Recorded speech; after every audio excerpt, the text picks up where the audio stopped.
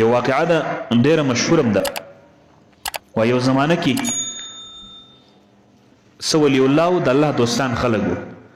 بادشاه چې برالی ظالم به دا ولی الله او د الله دوستانو نیکان خلک دا تصوف ولا دا به نه پرېښول، دا به پسې واخیستل، وهل به ټکول به بندیانول به چې هر څه به ورسره کوي. هغه صوفیه کرام به راټول سو، شرا به ورته وکړه، بدعا به ورته وکړه.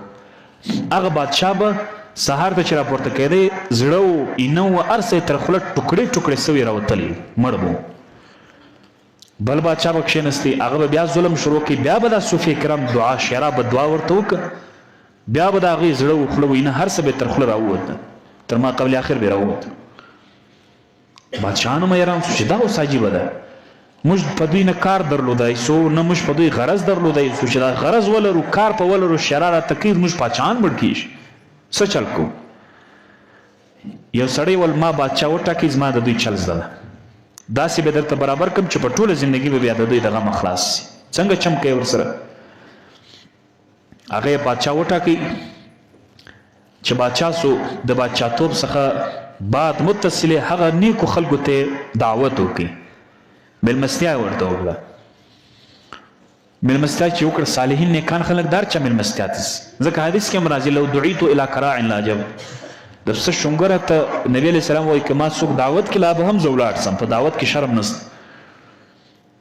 نو دعوت چې ورته وکړي کرارې حرامه غوښه په وخوړله، حرامه ډوډۍ یې په وخوړله.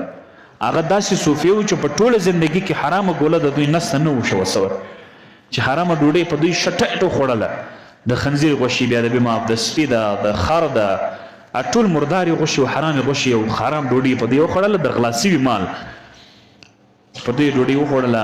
بادشاه وویل اوس مې کار وکړي، اوس بیا هېڅ هم نشي کولی، د دوی دې هم لاس خلاص. رښتیا هم چې کله دغه خلک د صوفیا د نیکان خلک د بادشاه د دروازې څخه را بیرته سو، هغه بادشاه بیرته ظلمونه په دوی شروع کړه، دوی وهله هم ټکوله هم بندیانوله هم هر څه جرم یې ورسره کوه، هر څه ظلم یې کوه.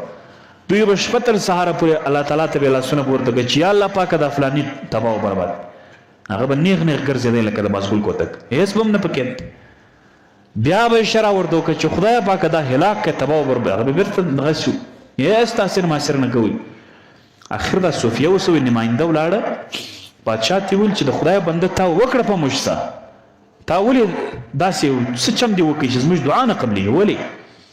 بادشاه ورته ویل چې دا خو ما ستاسو سره چل وکړ، تاسو په ټوله زندګي کې حرامه ډوډۍ نه وه خوړلې، نو ځکه ستاسې دعا قبلېدله چې تاسو څه ویل الله هغسې در سره کول. اوس خو مې په تاسې باندې حرامه ډوډۍ خوړلې ده، اوس چې هر څه ظلم در باندې کوم چې هر څه کوم ستاسې د لاس خلاص ستاسې دعا نه قبلېږي. او رښتیا هم دغسې ده.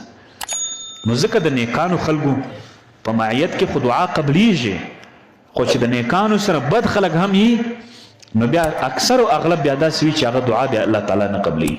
لکه د موسی علیه السلام په ډېرو واقعاتو کې داسې راغلی دي. دغه شانته وهب ابن منبه فرمایي من مدحک بما لیس فیک فلا تأمن ان یذمک بما لیس فیک، چې څوک ستا مدح کوي، ستا صفت کوي، ستا صفت کوي ستا په مخ کې چې ته په هغه صفت نه یې، ته شیخ الحدیث نه یې، تا ته وایي ته شیخ الحدیث یې،